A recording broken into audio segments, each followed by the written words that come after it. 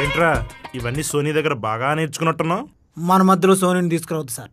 ఏంట్రోయ్ సోనీని అంటే అంత పొడుచుకొస్తుంది? మన కళ్ళకు కనిపించేదంతా నిజం కాదు సార్, మనసు లోపల ఇంకోటి ఉంటుంది సార్, అది మీకు అర్థం కాదు. సొల్లు చెప్పకరా. నువ్వు సోనీకి సైడ్ కొట్టడం నాకు తెలియదు అనుకుంటున్నావా?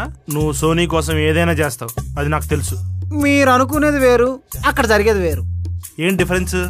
సార్ నాకు జ్వరం వచ్చి ఒక వారం రోజులు హాస్పిటల్లో పండుకుంటే ఎవరైనా ఆఫీస్ నుంచి హాస్పిటల్కి వచ్చారా సార్? కానీ ఒక్కరు వచ్చారు, అది సోనీ. నా కోసం 1 వీక్ హాస్పిటల్ చుట్టూ తిరిగింది, నాకు ఫీజు కట్టింది. నేను డిశ్చార్జ్ అయ్యేదాకా సోనీ నా దగ్గరే ఉంది సార్. అది సార్ సోనీ. నువ్వు చెప్పింది కరెక్టేరా, కానీ నువ్వు సోనీకి మా పర్సనల్ మ్యాటర్స్ చెప్తే అవన్నీ పట్టుకుని తను నన్ను బ్లాక్మెయిల్ చేస్తుంది.